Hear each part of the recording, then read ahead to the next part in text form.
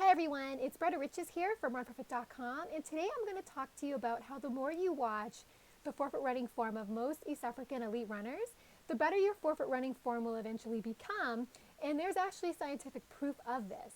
When learning forefoot running, it's easy to get overwhelmed because there are so many biomechanical variables to keep in mind when you are running. Like, for example, landing properly on the balls of your feet, but not landing too high up on your toes, making sure that your knees are softly bent and flexed, making sure you are running tall, shortening your stride, and all that kind of stuff. So you can easily begin to see how learning forefoot running can be a tad confusing, maybe even frustrating for some.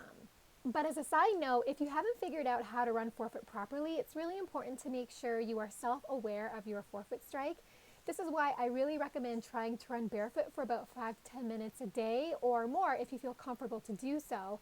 But what brought more instant success for me was watching YouTube videos of the forefoot running styles of elite runners like Hailey Gebrselassie, Kenenisa Bekele, Bernard Lagat, Galen Rupp, Ternish Dababa, and her sister Jinzibi Dababa. All these runners are perfect examples of how the forefoot strike running technique should be executed. So to help you regroup the concepts of how forefoot running looks, continuously watch how these runners that I just mentioned and apply their mechanics to better yourself. So to better your forefoot running form. And this was a big game changer for me.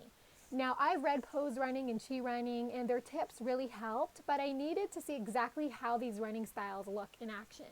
And watching natural forefoot runners like Dababa and Galen Rupp really helped bridge the learning gap for me, showing me that this is what the proper forefoot strike running form looks like. Now, I know you can't completely copy someone else's running form because we all have our own signature flow, we all have our own preferred movement path, but we all have one thing in common is that we evolved as barefoot runners and we are more biomechanically programmed to land with a forefoot strike and not so much a heel strike. And that's just because forefoot running best suits the body's anatomy at reducing high impacts when we run barefoot. But believe it or not, the more you watch the runners that I mentioned above, the more you watch how they run, it will actually rub off on you through what is known as mimicry, which is adopting another person's postures, facial expression, and overall movements.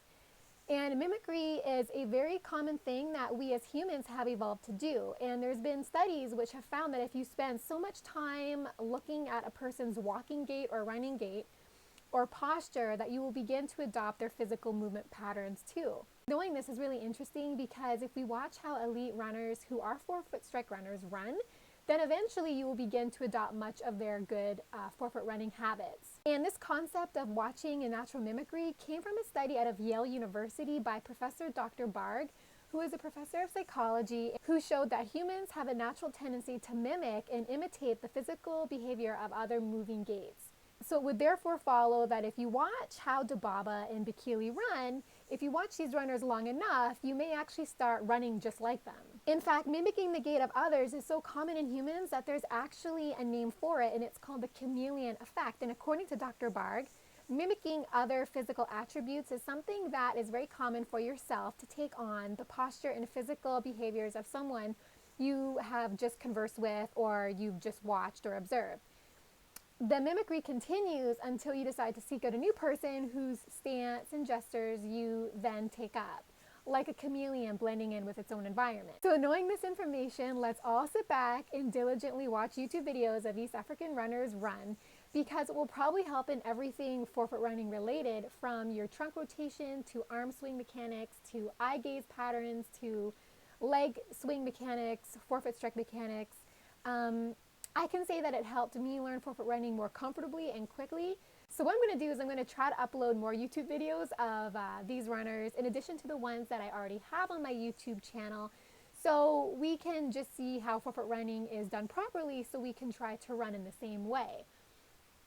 So I hope this information helps, and if you need more tips on forefoot running and why heel strike running is dangerous, as well as more tips on barefoot running, please check out my blog, runforefoot.com, and have fun out there on the roads. Bye.